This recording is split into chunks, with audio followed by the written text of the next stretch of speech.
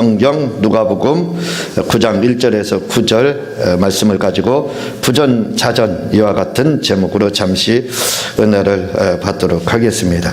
1절을 한번 읽어 주시겠습니다. 시작. 예수께서 12제자를 불러 모으사 모든 귀신을 제어하며 병을 고치는 능력과 권위를 주시고.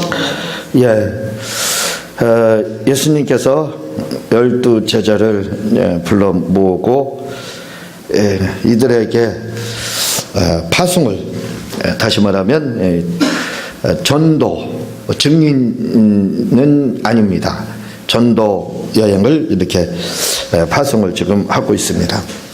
증인은 성령 받은 이후에만 가능하기 때문에 전도입니다. 그러면서 주님이 주신 것이 뭐냐, 병을 고치는 디나미스, 능력 또는 권능, 이렇게 되어 있습니다. 같은 말입니다. 권능을 이렇게 주셨고, 권위 이렇게 되어 있는데 권세다 개역성경에는 이렇게 되어 있습니다. 새성경에는 권위라 이렇게 되어 있는데 권세보다 사실은 이 권위가 더 정확한 표현 또는 권리 이렇게 표현하는 것이 더 정확합니다. 왜냐하면 엑스스야, 왜냐하면 권세를 소유한 것, 권위를 가진 것을 말하고 있어요. 그러니까 우리가 권세를 가졌다 이렇게 하는 것은 자격을 가지고 있다, 권리를 가지고 있다 이겁니다.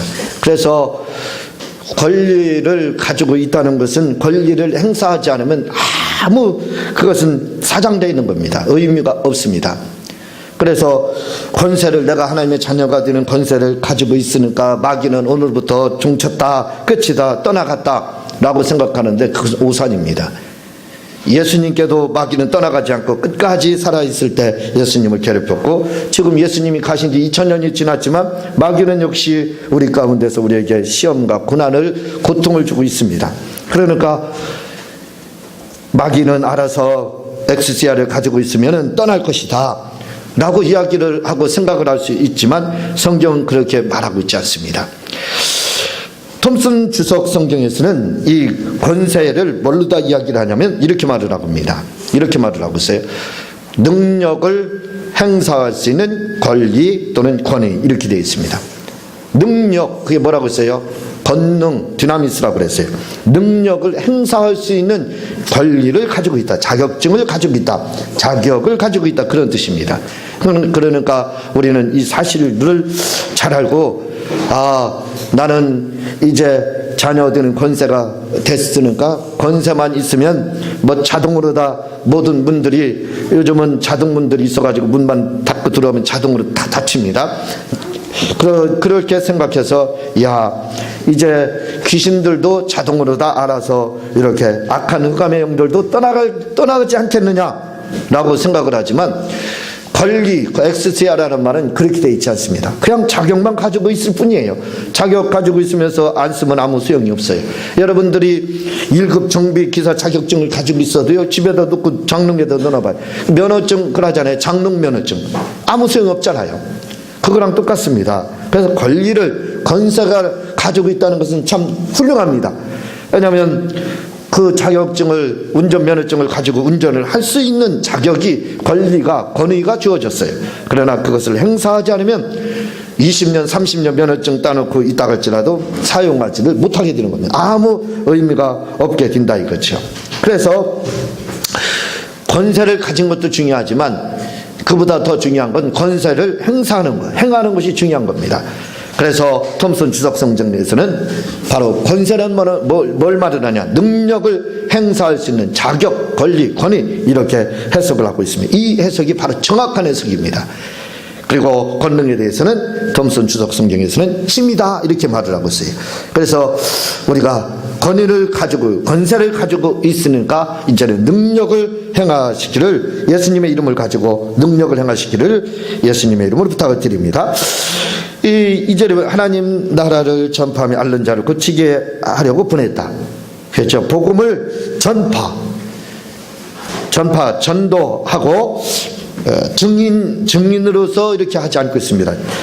전파, 아포스톨로스, 이게 아포스톨로스가 바로 사도라는 의미인데 역시 전도자를 의미하는 의미로 이렇게 쓰이기도 합니다.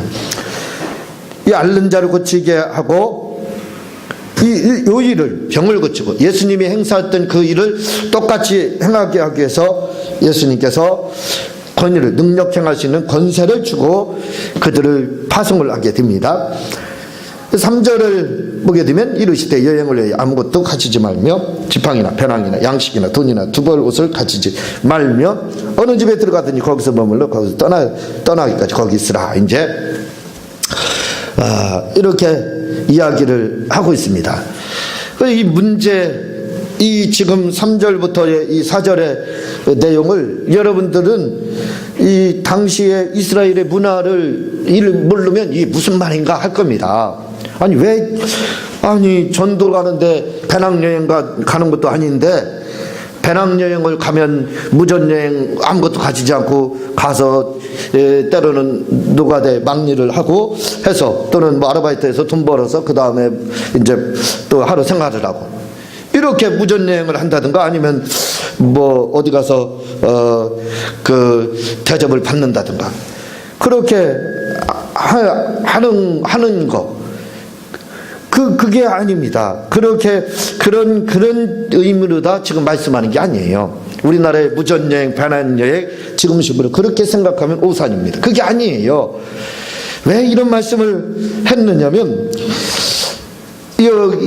누가복음 10장 4절에 전대나 주머니나 신을 가지만 거기에 길에서 아무에게도 문안하지 말며 이렇게 말을 하고 있어요. 이런 것들은 당시의 이스라엘의 문화를 이해하지 못하면 내 귀에 맞게끔 내 코에 맞게 해석하는 거에 지나지 않습니다. 주님이 이 문안하지도 말라 길에서 그렇게 말을 하고 있어요. 마태복음 10장에서 그렇게 말을 하고 있습니다. 왜 그렇게 했느냐 이거예요. 왜 주님은 인사하지 말라 문안 인사하지 말라 했느냐면 이스라엘 사람들은요 인사성이 예의가 아주 바릅니다. 인사성이 바르다 이거예요. 그래서요 길에 가다 친척을 하나 만나면요 한 30분 인사가 걸린다는 거예요. 한번 생각해 보세요. 30분 동안 악수하고 그 다음 안고 뽀뽀하고 그 다음 등 투덕거리고 사돈의 팔촌 안부까지 다 물어보고 있어요. 네 아버지는 지금 뭐 어디서 뭐 하냐 그러면 거기에 대해서 장구하게 또 설명을 해야 됩니다. 그리고 또 거기서 끝나지 않고 양쪽 사돈의 팔촌의 안부를 다 물어보는 거예요. 그러니까 전도자가 여러분 전도에 가서 아는 사람 하나 전도하러 갔는데 만나기 위해서 만났어요. 길거리에서 사돈의 팔촌 막 이야기하고 그러면 무슨 전도가 되겠어요. 그래서 주님이 하지도 말라 전도하는데 시간 낭비하지 말라. 그래서 바로 이 말씀을 하고 있는 겁니다.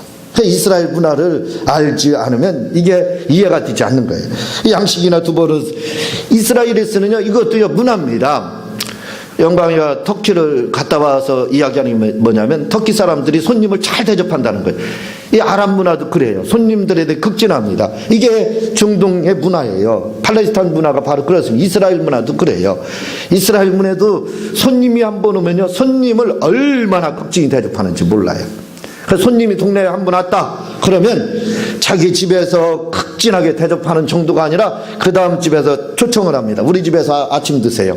옛날 시골에 보면 친척이 오면 지금은 안 그래. 옛날 시골에서 우리가 자랄 때도 보면 친척이 하나 어르신 누구 온다 그러면 여기서 우리 집에서 한번 하루 묵고 식사 대접하면 점심은 우리 집에서 하겠습니다. 저녁은 누구 집에서 하겠습니다. 그렇게 했어요. 여러분 동네는 어느 동네인지 모르지만 우리 동네는 양반입니다. 충청도 양반이라 그렇게 했어요. 공주만 해도 그렇게 해서 기억이 제가 뚜렷하게 남습니다. 바로 그렇다 이거죠. 이스라엘 문화가 바로 그래요. 그래서 어디를 한번 가게 되면 그 손님을 얼마나 극진하게 대접하는지 동네에서 여기저기 돌아다니면서 대접을 잘 받습니다. 그러니까 돈이나 배낭이나 양식이나 이게 사실 필요가 없는 거예요. 먹을 거 입을 거 잘 공개를 하는가. 그리고 그래서 또 주님은 어느 집에서 가든지 한 집에만 있으라 이렇게 말을 해요. 다른 집에 가지 말라. 그 집에 있다 떠나라.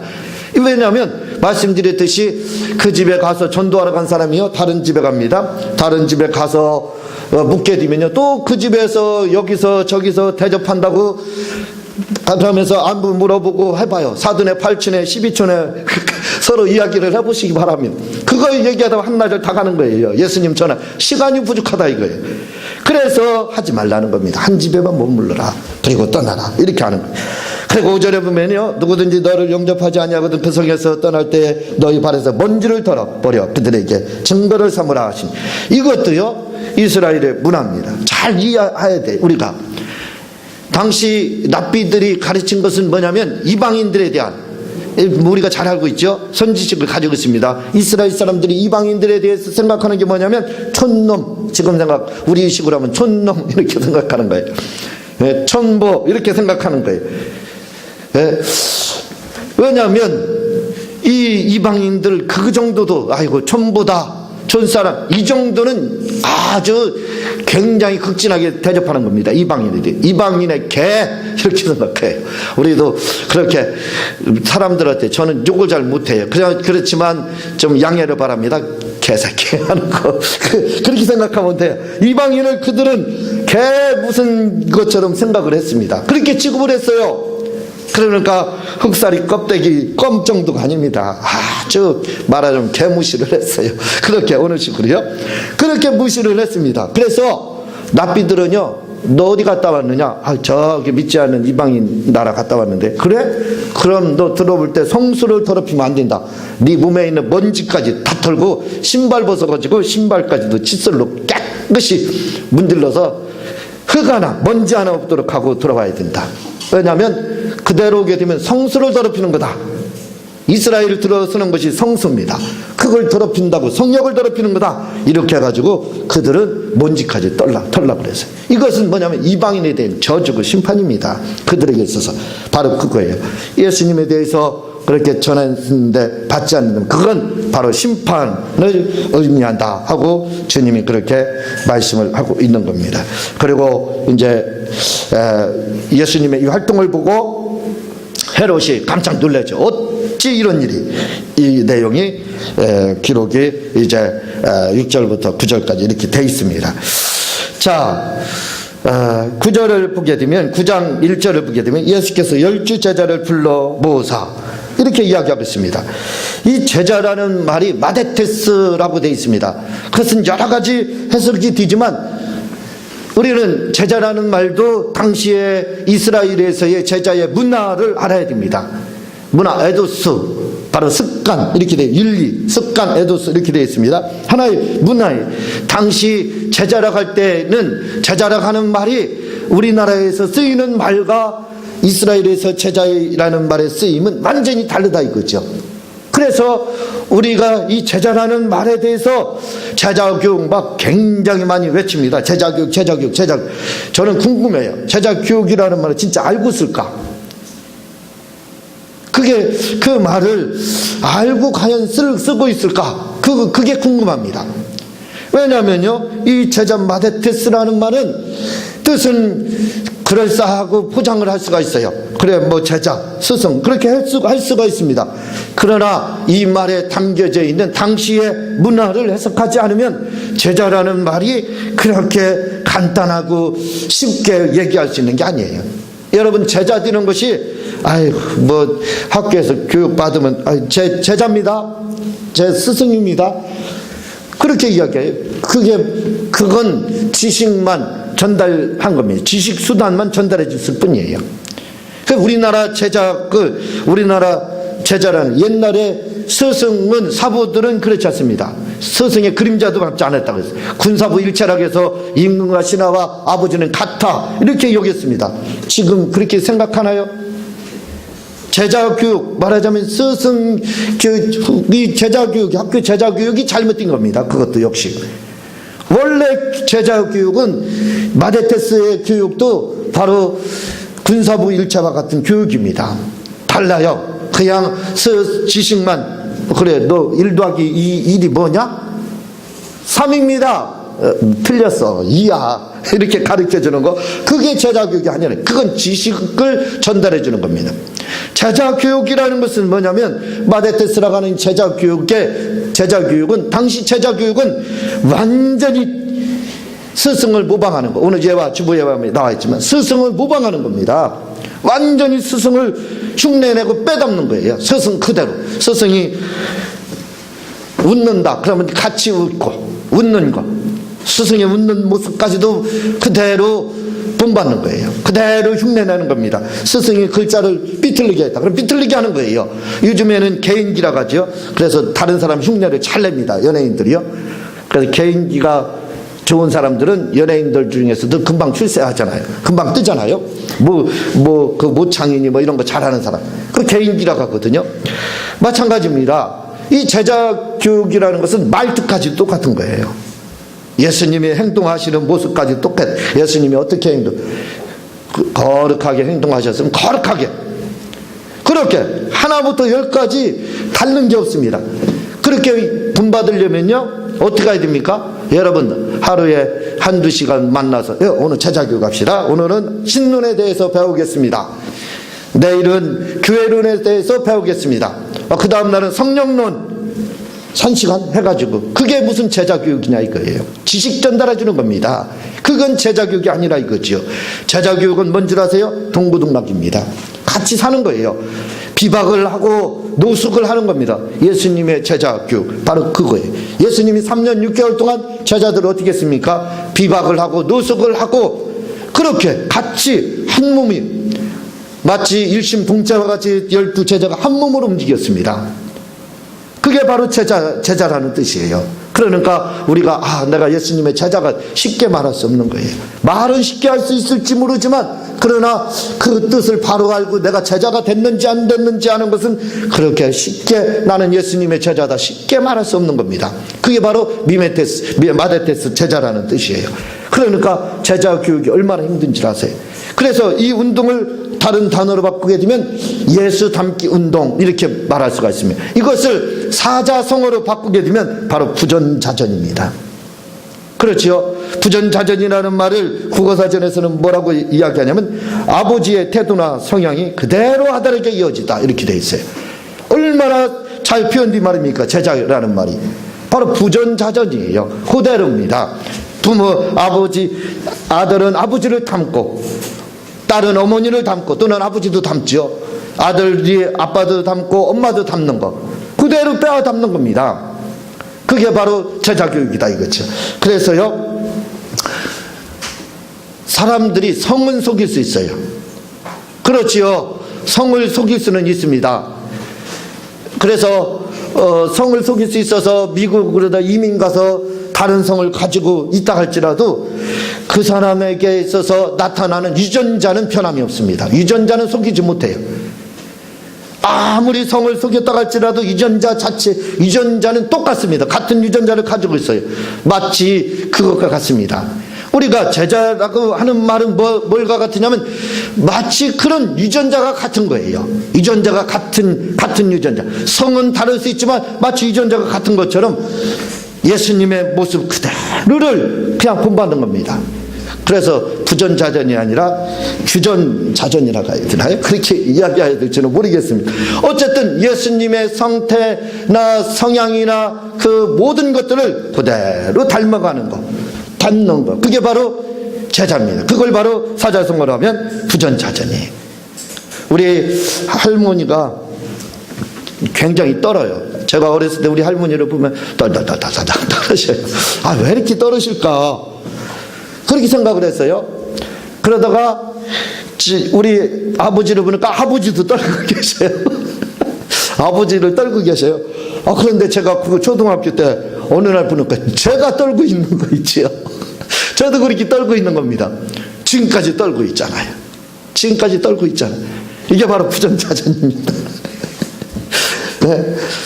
바로 아버지의 모습이 비슷하게 그런 성향들이 그대로 전달되는 거예요. 왜 닮은지는 유전자 때문에 그런지는 모르지만 바로 그게 누구냐? 제자입니다. 그게 바로 제자가 누구라 그렇게 닮는 것이 바로 부전자죠. 저희 아버지는 이름이 원자 택자예요. 그래서 우리 아버지는 뭘 하면 한 가지를 잡으면 그 속에 30년 막 몇십 년을 해요. 하나를 딱 잡으면 그래서 표고재배를 35년인가를 했습니다. 그러다가 지금은 약초에 관심을 가져서 약초 속에 빠져서 한 10여 년 동안 또 계셔요. 그런 것처럼 이렇게 그런 아버지의 성향들이 저도 모르게 그게 답습이 됐습니다. 그래서 저도 보면은 한 가지에 빠지면 끄짐없어요. 거기에 그걸 바닥을 다 핥고 나와야 돼요. 바닥에 대해서 완전히 앓지 않으면 못 나와요. 거기에 그냥 갇혀 있습니다. 그 속에 빠져 있어요. 그래서 그 바닥을 다 앓고 나면 거기서 비로소 나와서 다른 쪽으로 갑니다. 그렇게 5, 6년 동안 빠져있고 하다 보니까 모든 학문들을 섭렵할 수 있는 기회가 됐어요. 5, 6년씩 해서 한 30년 가까이를 공부하다 보니까 모든 부분에 대해서 중요한 부분을 다 이렇게 섭렵할 수가 있게 됐어요. 그런데 우리 영광이를 이렇게 보니까, 영광이도 가만히 보니까 그런 면이 있어요. 한번 빠지면 쭉 빠지는 것 같아요. 그런 면이. 그래서 참 놀랍다. 이게 자식이 부모를 닮는 것이 참 놀랍구나. 그게 바로 부전자전입니다. 부전자전이. 제자 교육이라는 게 뭐냐? 우리가 예수님을 그렇게 닮아가는 거예요. 예수님의 모습을 그대로 하나도 빼놓지 않고 닮아가는 거예요. 우리 아버님이 가끔 뒷짐지고 다니거든요. 제가 군대 가서 굉장히 혼났습니다. 이등병 놈이 그러면서, 아니 이등병 놈이 어디 뒷짐을 지고 다니냐고. 저는 우리 아버지 뒷짐 지는 거 그거 봐가지고 그게 자연스럽게 된 거예요. 자연스럽게 하니까 버릇 없다는 거예요. 그래서 빠졌다고 얼마나 맞았는지 모릅니다. 그게 바로 뭐예요? 부전자전이에요. 그건 습관이기 때문에 어쩔 수 없습니다. 아무리 군기가 있다 할지라도 그게 어느 순간에 그냥 자기가 나오게 되는 거예요. 우리는 예수님의 제자다 그러면 이런 부전자전이 되어야 되는 겁니다. 우리가 예수님을 닮는 사람이 돼. 예수님 닮는 거, 이게 부전자전이다 이거. 그렇다면 우리가 예수님을 닮아야 될 때 무엇을 닮아야 되느냐 이거예요. 어떤 모습을 닮아야 되느냐 이거죠. 예수님이 뭐라고 이야기를 하냐면 이렇게 이야기합니다. 요한복음 14장 1절에 너희는 마음에 근심하지 말라. 하나님을 믿으니 또 나를 믿더라. 내 아버지 집에는 거할 곳이 많다. 그렇지 않으면 너희에게 일렀으리라. 내가 너희를 위해 처소를 예비하러 가노니 가서 너희를 위해 처소를 예비하면 내가 다시 와서 너희를 내게로 영접하여 나 있는 곳에 너희도 있게 하려. 이렇게 말씀을 하고 있어요. 자, 또 마태복음 16장에서 예수께서 돌이키시며 베드로에게 이르시되 사단아 내 뒤로 물러 나를 넘어지게 하는 자로다. 내가 하나님의 일을 생각지 아니하고 도리어 사람의 일을 생각하는. 베드로가 내가 이제 신앙 고백한 다음에 내가 이제 십자가에 달려 죽을 거다. 그랬더니 베드로가 뭐라요? 그렇게 하면 안 됩니다. 뜯어 말리니까 주님이 사단아 물러가라. 너는 나를 넘어지게 하는 자라. 이 말이 무슨 뜻인지 아세요? 이것은 예수님이 이 땅에 오신 목적에 대해서 이야기하는 거예요. 예수님이 이 땅에 오신 목적이 뭐예요? 바로 죽으러 오셔서. 왜 죽으러 오셨느냐? 바로 아버지의 집 보좌에 앉기 위해서. 그 두 가지입니다. 그래서 예수님이 오신 거예요. 그런데 그 일을 하지 말라는 거예요. 그러니 그게 사단이 하는 일이 아닙니까? 그러니까 베드로가 사단 소리 듣는, 아버지의 집에 가기 위해서 죽음을 통해서 부활을 통해서 아버지의 집을 십자가에 죽어서 가려고 하지 말라는 거예요. 그러니 이게 얼마나 큰 방해거리입니까? 그러니까 사단아 뒤로 물러서라 이렇게 이야기했어요. 봐보세요. 예수님은 어디에? 아버지의 집에 가기 위해서 애를 썼습니다. 아버지의 집을. 우리가 그걸 닮자 이거예요. 제자라면 우리가 닮아야 될 것들이 많지만 우리가 닮아야 될 게 뭐냐, 예수님의 아버지의 집을, 보좌를 향해서 나아가고, 그래서 십자가도 마다하지 않고 그분이 그리 가셨지 않습니까? 그렇다면 우리는 예수님의 그 모습을 닮아야 된다 이거죠. 우리도 예수님을 닮아서 아버지의 집을, 처소를 예비하고 다 완성되면 그곳에 우리를 불러 초청하러 오신다 이렇게 말씀을 하고 있어요. 거기에 소망을 둬야 된다 이겁니다. 우리는 그게 영혼을 위해서 사는 거죠. 아버지의 집을 향해서. 예수님의 부전자전 디자 이거죠. 뭘로다? 예수님이 사모했던 것이 뭐냐 이거예요. 아버지의 집 가는 거, 보좌에 앉는 거. 그렇다면 우리가 사모해야 될 게 뭐냐 이거죠. 우리도 똑같다 이거죠. 예수님 계신 곳에 가는 것을 사모해야 된다. 아버지의 집 가는 것을 우리도 그게 부전자전입니다. 저는요, 말씀을 가끔 드렸지만 신학교 들어가고 나서요, 얼마나 공부를 열심히 지금까지 하는지 몰라요. 왜냐하면 주님의 손이 막 왔다 갔다 해요. 제 앞에는 항상 주님의 손이 보입니다. 그래서 조금 게으르려고 하면 막 뺨대기 때리려고 여기까지 와요. 정신이 바짝 납니다. 그러니까 게을릴 수 없고 나태할 수 없고 그럴 수밖에 없어요. 정신을 바짝 차릴 수밖에 없습니다. 그래서 항상 경성하여 깨어있는 마음을 가질 수밖에 없어요. 손이 보여요. 주님의 손이. 주님 만난 이후부터 21살 때 만난 그때부터 지금까지 지금까지 주님의 손바닥이 보여요. 그러니까 딴 생각, 뭐 나태한 생각, 아니란 생각, 시험에 그런 게 없어요. 왜냐하면 조금만 손바닥이 보여서 내 눈앞에 막 다가온다고요. 여러분, 바로 제가 지금 손바닥이 보인다는 것은 뭘 말을 하냐면 아버지의 집이 보인다는 뜻이에요. 아버지의 집. 저는 아버지의 집만 그렇게 보이는 겁니다. 그러니까 묵묵하게 아버지 베세메스를 향해서 달려가는 그 암수처럼 그냥 예수님의 집에 향해서 묵묵하게 달려가는 겁니다. 바로 왜 그러냐면 우리 주님이 아버지의 집을 사랑하고 그곳을 사모하고 그곳에 갔기 때문에 주의 스승이신 아버지이신 스승이신 우리 예수님이 바로 그곳에 가서 그곳을 사모하고 갔는데 우리 아들들은 우리 제자들은 우리가 주님이 부전자전으로서 주님이 사랑했고 주님이 가 계신 그곳을 가야 되지 않느냐 이거예요. 그게 부전자전이 아니냐 이거죠. 우리가 진짜 부전자전이 되려면 주님이 사모했던 곳 주님이 계신 곳 우리도 그곳에 가려고 애를 써야 돼요. 그게 바로 제자입니다. 그게 바로 부전자전이에요. 그래서 우리가 예수님을 닮아야 될 것이 바로 그겁니다. 또한 우리가 예수님을 닮아야 될 것이 있습니다. 그건 뭐냐면 요한복음 15장 10절에 보면 내가 아버지의 계명을 지켜 그의 사랑 안에 거하는 것 같이 너희도 내 계명을 지키면 내 사랑 안에 거하리라. 여러분, 주님이요 뭘 했습니까? 아버지의 사랑 안에 거하는 데 있어서 어떻게 거했다고요? 아들이니까 에이 그냥 50% 8은 안으로 9%니까 자동으로 사랑 받았겠지. 성경은 그렇게 말하지 않고 있습니다. 다시 읽어드릴게요. 요한복음 15장 10절에 내가 아버지의 계명을 지켜 그의 사랑 안에 거하는 것 같이 이렇게 말을 하고 있어요. 그냥 자동으로 다 혜택 받는 것이 아닙니다. 그도 아버지의 계명을 지키니까 아버지의 그 사랑 안에 거할 수 있게 됐다는 거예요. 제자라 이거죠. 우리가 예수님의 제자라 이겁니다. 우리도 우리 예수님이 그렇게 아버지의 사랑을 받기 위해서 그 계명을 지켰다면 우리도 예수님의 제자인 우리도 할 일이 있습니다. 그것은 예수님을 닮아야 된다. 부전자전이 되자 이거죠. 그렇다면 우리도 예수님을 어떻게 해야 돼요? 예수님이 아버지를 사랑한 것처럼 우리도 뭐예요? 예수님을 사랑해야 됩니다. 그래서 성경은 너희가 나를 사랑하면 나의 계명을 지키라 당부를 여러 곳에서 하고 있습니다. 나의 계명을 지키는 자라야 나를 사랑하는 자 이렇게 말을 하고 있어요. 나를 사랑하는 자는 내 아버지의 사랑을 받을 것이요 나도 그를 사랑하여 그에게 나를 사랑하면 나타나기도 한다는 겁니다. 주님 보고 싶어요? 뭐라고요? 사랑하라는 겁니다. 그럼 사랑이 뭐라고? 계명 지키는 거라는 거예요. 그러면 주님 나타난다는 거예요. 주님이 아버지의 사랑받기 위해서 그 계명을 지켰던 것처럼 우리가 주님의 사랑을 받고 싶고 주님이 내 앞에 나타나기를 원하신다면 간단합니다. 주님을 사랑하면 되는 거예요. 그 계명을 지키면 되는 겁니다. 계명을 지킨다는 것은 말씀을 그대로 행하는 걸 말하는 거예요. 얼마나 쉬워요. 어제는 우리 퍼즐레마 성경학교 신학교 중국의 연합회 중국 기독교 연합회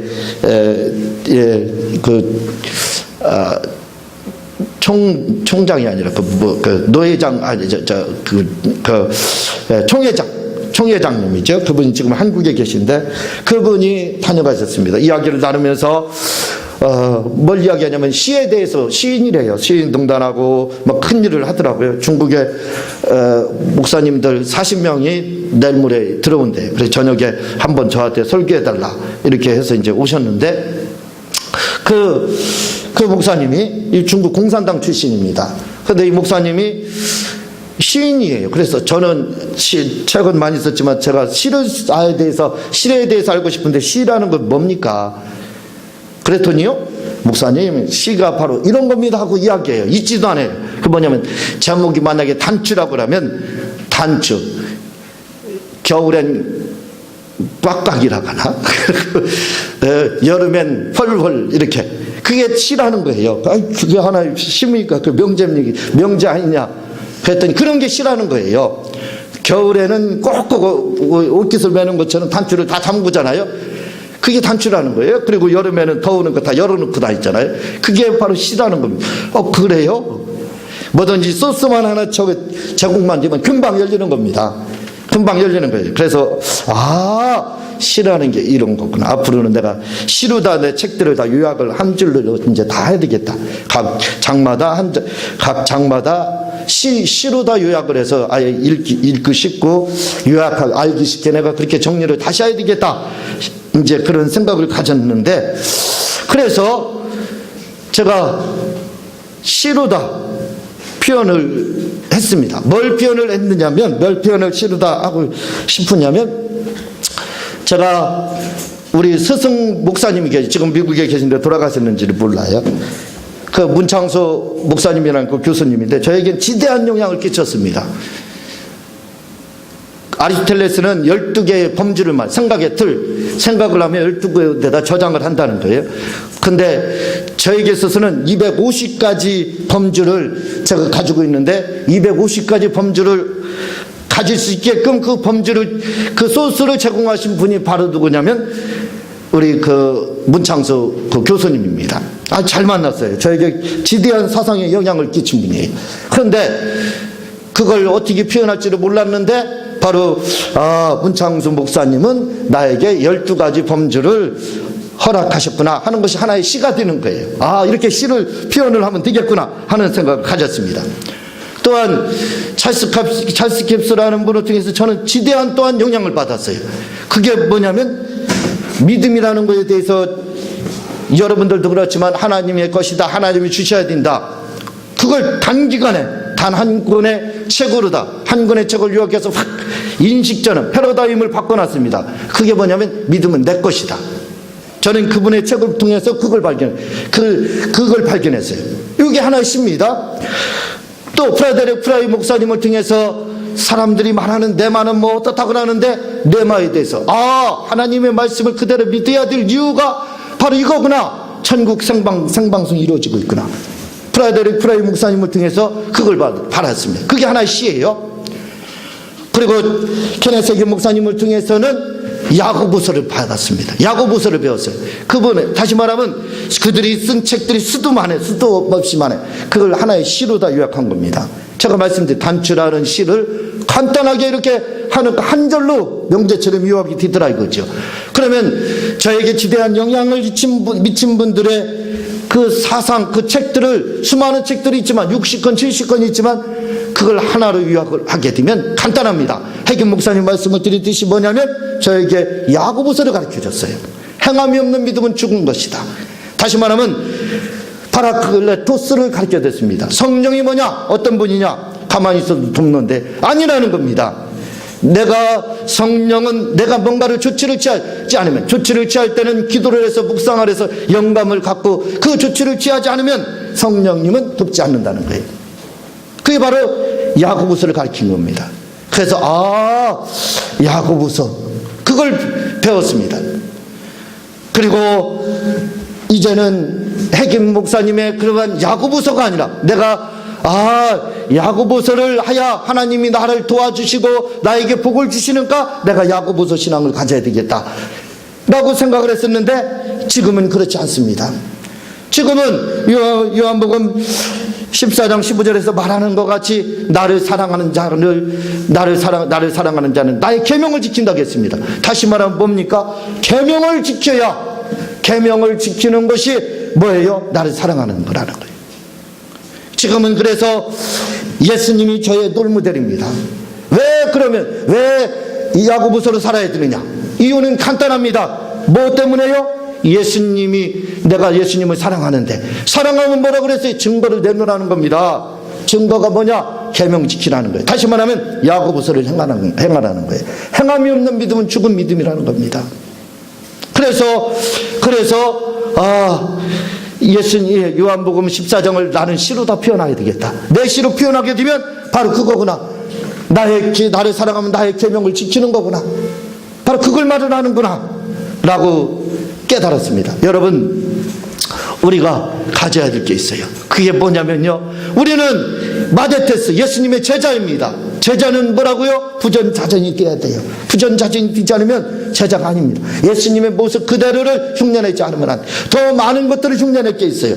우리는 예수님의 손톱도 닮아야 됩니다. 우리는 또한 예수님의 발톱도 닮아야 돼요.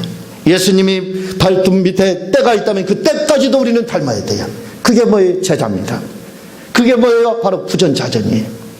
예수님이 어디 만약에 점이 있었다면 우리는 예수님의 점까지도 닮으려 가야 돼요.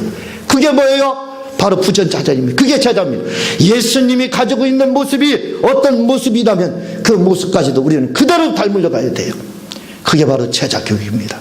그게 바로 제자입니다. 우리는 제자라고 하는 것이 말로만이 아닙니다. 지식이 아니에요. 바로 예수님의 모습 그대로를 담는 것이 우리는 제자라는 것을 알고, 예수님이 사랑으로 그분이 하나님의 사랑을 받았다면 우리도 똑같이 하나님의 사랑을 받기 위해서 우리는 그의 계명을 지켜야 된다 이거죠. 그분의 손톱과 발톱까지도 우리는 다 지켜야 된다 이거죠. 그래서 저는 이렇게 고백을 합니다. 주님, 최건동 목사님이요, 복음을 전하다 일본 헌병들에게 잡혔습니다. 경찰들이 잡혀서 고문을 받아요. 툭 찔르는까 때리는까 뭐라 그러냐면 예수 그러는 겁니다. 그래서 그 고문자들이 이상한 거예요. 이 사람이 미쳤나? 다시 한번 때려서 예수 때릴 때마다 예수라는 거예요. 그래서 물었습니다. 도대체 왜 예수라고 하느냐고. 그러니까 최건동 목사님 뭐라고 이야기하냐면, 내 속엔 예수가 꽉 찼기 때문에 건드리면 예수밖에 안 나온다. 그런 말이 있습니다. 여러분, 저는 이렇게 그 말을 바꿔서 얘기해요.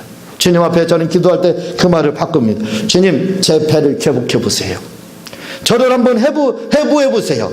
그러나 지금은 아니고 120년 후에 그렇게 해주세요 하면서 제 배를 회부하고 제 배를 회복하고 제 몸을 회부한다면 제게서 나오는 게 있을 겁니다. 그것은 뭐냐면, 제 속에는 코카콜라의 회장에 피는 그런 말하기, 내 속에는 코카콜라가 흐른다겠어요. 저는 그렇게 말합니다. 주님께 그렇게 내 배를 가르면 제 속에서 나오는 피는 예수님의 피가 나올 겁니다. 제 몸을 회부해 보세요. 나올 것이 나온다면 예수님이 나올 겁니다. 저는 그렇게 기도를 하고 있어요. 여러분, 예수님이 예수님이 아버지를 그렇게 사랑해서 아버지의 관심거리가 되고 계명을 지킨다면, 우리가 제자라면, 그렇다면 부전자전이 되어야 됩니다. 그렇게 예수님을 닮고 예수님을 그렇게 사랑해야 되는 겁니다. 우리 예수님을 그렇게 사랑하는 우리 모두가 되시기를 주님의 이름으로 부탁을 드립니다. 이 시간 우리 주여 삼창하고 말씀 생각하면서 통성으로 기도하는 시간 갖도록 하겠습니다.